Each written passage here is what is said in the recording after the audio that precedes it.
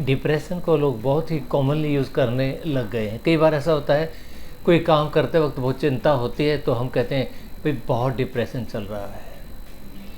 यानी साधारण सोच को भी लोग डिप्रेशन कहना शुरू कर देते हैं। तो आज हम ये समझने की कोशिश करते हैं कि डिप्रेशन का किस प्रकार पता लगता है, अगर पता लग जाता है तो उसके लिए हमें क्या करना चाहिए।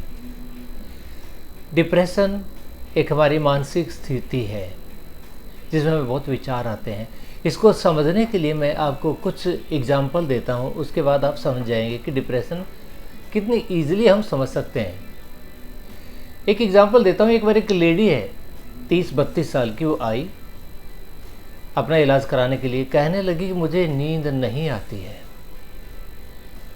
और टेंशन मुझे इस बात की रहती है कि मेरा बेटा 5 साल का है, 20-22 साल बाद उसकी शादी होगी, अगर उसकी बहू अच्छी नहीं आई तो मेरी ज़िंदगी तो नरक हो जाएगी। मैं तो बहुत सीधी सादी औरत हूँ, मैं इस सोच के मारे पूरा सो नहीं पाती हूँ, मैं बहुत परेशान हूँ। अब इस केस को देखिए, ये एक सच्चा केस है। इस केस के अंदर एक ऐसी संभावना जो हो सकती है और ना भी हो सकता है उस संभावना के वक्त तक वो महिला रहे या ना भी रहे, लेकिन वो विचार आ रहा है, वो नेगेटिव विचार आ रहा है जिसका कोई आधार नहीं है और वो फ्यूचर का है। ये एक बिहेवियर है, ऐसा बिहेवियर आमतौर पर डिप्रेशन वालों में पाया जाता है। यानी फ्यूचर का एक ऐसा थॉट जो एक संभावना हो सकता है, हो ना भी, ऐसा भी हो सकता है। अब एक दूसरा एग्जांपल लेते हैं। एक बार एक कोई बिजनेसमैन जो कि प्रॉपर्टी में डील करता था वो आया, वो कहने लगा कि मुझे भी रात को नींद नहीं आती है, बहुत परेशान रहता हूँ, विचार इतने ज़्यादा आते हैं, मैं परेशान हो गया हूँ। मैंने पूछा क्या हुआ? कहता है मुझे 2 करोड़ का नुकसान हो गया है। तो मैंने कहा तो आम बात है, देखो बिजनेस में कभी उतार कभी चढ़ाव तो होता है। बोला बात ऐसी नहीं है। 10 साल पहले मैंने एक प्रॉपर्टी खरीदी थी, 10-12 साल पहले, बहुत सस्ता भाव था, 40,000 रुपये में मैंने वो खरीदी थी और मैंने उसको बेच दिया कुछ ही टाइम के बाद। अच्छा मुनाफा उस वक्त के लिहाज से, यानी कि 60,000 में। तो मैंने भी कहा कि बहुत अच्छा है, इतना ज़्यादा मुनाफा तो आमतौर पे मुश्किल होता है, लेकिन आपको इतना ज़्यादा मिला है तो खुशी की बात है। कहता है बात खुशी की नहीं है, दिक्कत की है। दिक्कत क्या हुई? कहता उस क्षेत्र के अंदर पहले जो कि आम एरिया था, जहाँ कोई जाता नहीं था, वहाँ पर मेट्रो रेल का प्रोजेक्ट मंजूर हो गया और लाइन बिछ गई। उसके बिछते ही उसका रेट कई गुना हो गया, लाखों में हो गया, कई लाखों में हो गया। और कुछ अरसे बाद, ये बात दिल्ली की है, उस एरिया को कॉमर्शियल एरिया डिक्लेयर कर दिया गया, तो उसका रेट और मल्टीफोल्ड हो गया और आज उसकी कीमत 2 से 2.5 करोड़ रुपए है। अगर मैं नहीं बेचता तो मेरे पास इतना पैसा होता, मेरा तो 2 करोड़ का नुकसान हो गया। अब देखिए, एक ऐसी बात है, एक ऐसा अनुभव जो कि उसका फ़ायदे का रहा था उस वक्त, उसको आज एक कंटेस्ट में देख रहा है जिसका कोई औचित्य नहीं है और ये थॉट बार बार आ रहा है, तो ये भी एक डिप्रेसिव थॉट हो सकता है। आप देखिए, मैंने 2 प्रकार के एग्जाम्पल दिए, दोनों रियल एग्जाम्पल हैं। एक वो जो कि संभावना है, जो हो सकती है, वो ना भी हो सकती है।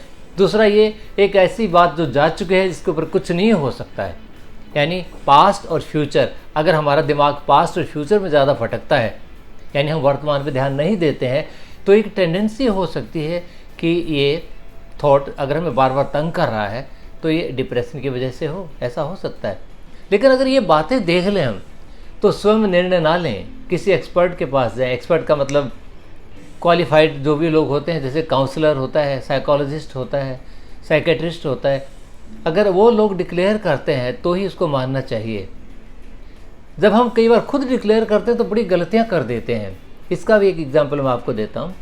एक बार एक लड़की जिसकी उम्र 16-17 साल अपने पेरेंट्स के साथ आई और उसने अपना फॉर्म भरा, इन्फॉर्मेशन शीट, उस पर लिखा कि डिप्रेशन की पेशेंट हूँ। तो मैंने आते ही उसके माँ बाप और वो तीनों जो मेरे पास आए, मैंने उसके पिताजी से पूछा, हाँ जी क्या बात है? तो लड़की बोली, मैं बताती हूँ, मुझे डिप्रेशन है। वो 16 साल की लड़की जो कि 10+1 में पढ़ रही थी। मुझे डिप्रेशन है। मैंने पूछा भी, ये डिप्रेशन आपको किसने बताया? डॉक्टर ने किसी ने बताया है? बोले नहीं, मुझे मालूम है ना डिप्रेशन के लक्षण। मैं साइकोलॉजी की स्टूडेंट हूँ, हमारे इस साल साइकोलॉजी की किताब लगती है, मैंने उसमें लक्षण पढ़े थे। जो डिप्रेशन के लक्षण हैं वो सारे मेरे अंदर हैं, मैं तो डिप्रेशन में हूँ। अब देखिए, a little knowledge is a dangerous thing. उसने कुछ लक्षण पढ़ लिए और उसने अपने आप डिक्लेयर कर दिया कि मैं डिप्रेशन में हूँ, जबकि वो डिप्रेशन में नहीं थी। ऐसे ऐसे जो सेल्फ डिक्लेरेशन होती हैं वो भी खतरे से खाली नहीं होती हैं।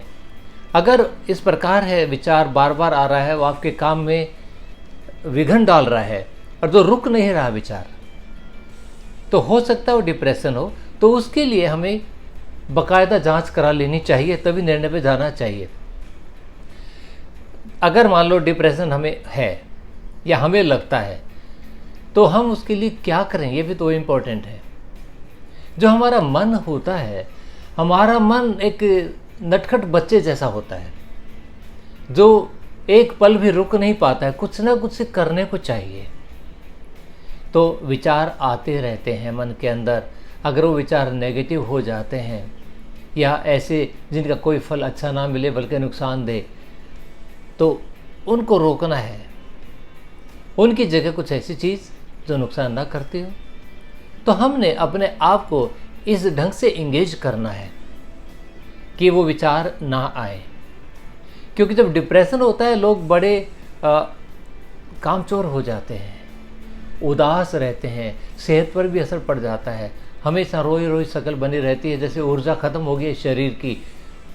मन में ऐसे नकारात्मक भाव आते हैं कि मैं तो किसी लायक हूँ ही नहीं, इस प्रकार की बातें उसके अंदर होना शुरू हो जाती हैं। तो उनको रोकना ज़रूरी है। ये हमने ही शुरू किए हैं, तो इसका इलाज हम खुद भी कर सकते हैं काफ़ी हद तक। लेकिन इसके दो पहलू होते हैं, एक हमारा शारीरिक पहलू होता है, एक हमारा मानसिक पहलू होता है। मानसिक पहलू के लिए कोई दवाई नहीं चाहिए, लेकिन शारीरिक पहलू यानी अगर हमारे ब्रेन के अंदर केमिकल इम्बैलेंस इतना ज़्यादा हो गया है कि हमारा बिहेवियर डिस्टर्ब होने लग गया है, तो वो डॉक्टर ही उसका दवाई देगा, तो वो बॉडी के रूप में वो उसको बैलेंस कर देता है। दूसरी बात व्यवहार की रहती है, तो वो आपको खुद भी कर सकते हैं काफ़ी हद तक, नहीं तो उसमें मदद ले सकते हैं, एक एक्सपर्ट की किसी की मदद आप ले सकते हैं। तो ऐसे हालात से बचने के लिए हमें खुद अपने आप को अप्लाई करने की ज़रूरत है, यानी लगाने की ज़रूरत है कि बिजी रहें किस चीज़ में, तो कंस्ट्रक्टिव है। क्योंकि विड्रॉन टेंडेंसी आ जाती है, काम छोड़ के इंसान जाना शुरू कर देता है।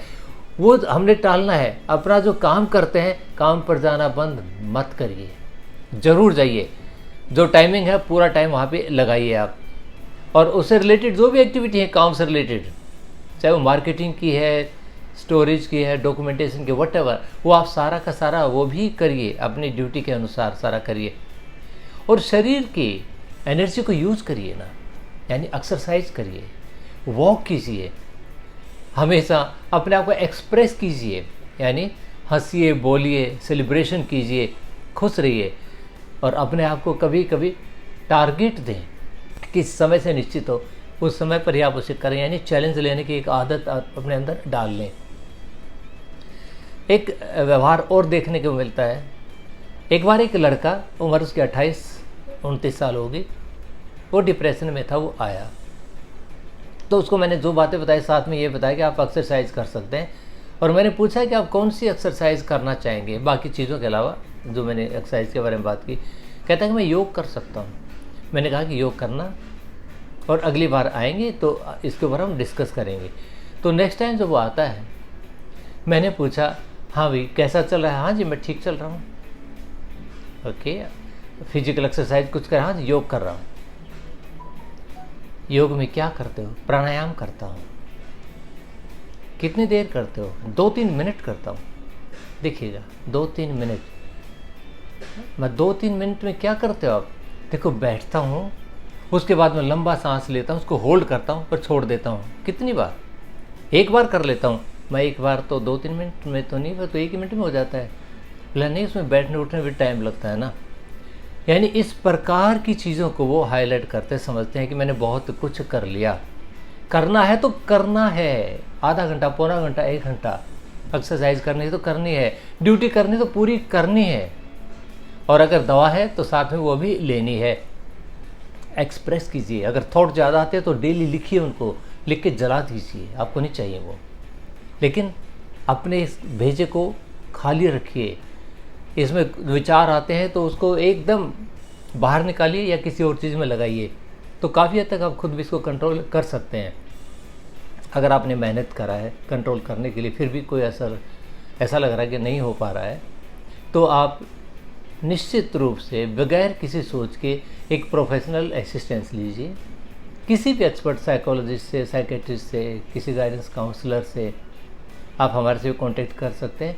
तो ये ऐसी चीज़ नहीं है कि जिससे आप छुटकारा ना पा सकें। बस यही है कि खुद निर्णय ना लें और ज़्यादा मेडिटेशन या ध्यान की क्रियाएं ना करें, क्योंकि उस वक्त विचार आपके कंट्रोल में नहीं होते हैं। तो इस वीडियो में इतना ही। धन्यवाद।